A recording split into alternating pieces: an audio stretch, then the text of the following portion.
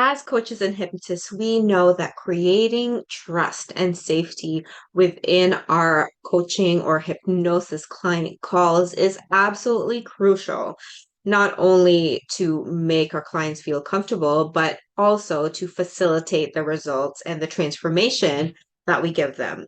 When my one-to-one clients book a call with me, the very first call, a strategy or a discovery call, whatever you want to call it, the first 5 to 10 minutes are usually very, very transformative for my clients because that is when we connect so much, and it's not uncommon, and it actually happens to most of my clients where that first 5 to 10 minutes where most of my clients, I haven't met them before, and that first 5 to 10 minutes they are able to open up with me, even just in the discovery call the very first time we talk.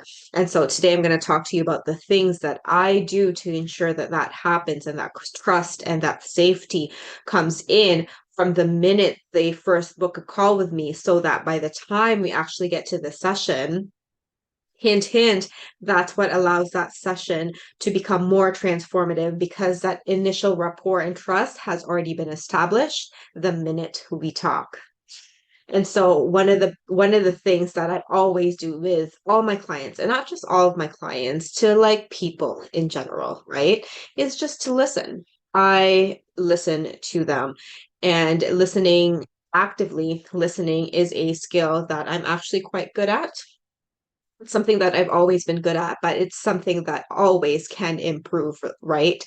Like all skills in the world. But, actively listening to your clients is going to be the best thing that you can do for them. Because when your client knows that you're listening to them, whether it be consciously and unconsciously, just based on your mannerisms and how you are within that call, that is going to determine how much they trust you and how much they feel safe divulging the information that will help them through a transformation. A lot of our clients, if you're a coach or a hypnotist, a lot of the times they don't feel comfortable talking about whatever they want to talk to you about.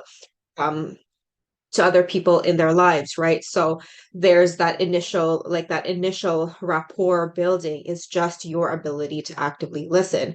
Now, you might be thinking, yeah, I know I'm already listening, but are you really, right? Are you really focusing your attention on your client?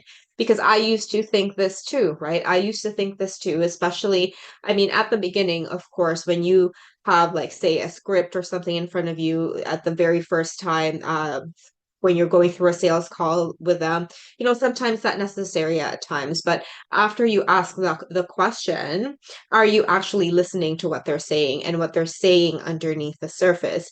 Because when you actually listen, you're going to just unconsciously yourself be able to know what questions to ask your clients, so that they feel that level of trust, and so that they feel seen, heard, and understood within that call. Because when they do that, they're more likely to trust you, and they're more likely to buy from you. They're more likely to feel safe giving you the information that can really help them with the transformation. So really just listen. And one of the things that holds us back from listening is this thing called performance anxiety, right? Performance anxiety when we are in the session, because after the call, after they've paid you, they've booked their session in, and then there's that feeling as the coach or hypnotist to be like, oh my God, I hope I can get I hope that I can really help this client get results, and there's that normal anxiety with regards to delivering, which is a good thing that you're having it, because it's a sign that you actually do care about your clients, right? So that is a good thing. But at the same time, one of the biggest things that really reduces this performance anxiety is just your trust in yourself, first off. So make sure you work on that as part of your personal development and growth. And at the same time, if you just are very, very good at listening, then you won't have to worry about performance anxiety, because you know that you will be present with any client no matter what. And what holds us back and really um, allows this performance anxiety to get worse is if we're too in on our heads, right? If we're too worried about us, if we're too worried about like, okay, what is the next question I'm going to ask, right? What if this technique doesn't work? What if, or you try a technique and then your clients don't resonate with it, right? Like, for example, you use a regression, but they can't see any scenes. If you're doing hypnosis or if you're doing NLP and they can't see the visualization things that you're asking them to do, that adds to that performance anxiety, right? But once you're able to actually find a method that works for you, that involves you just being able to listen to your client without worrying about any techniques because you're working with principles, then this really helps establish that trust.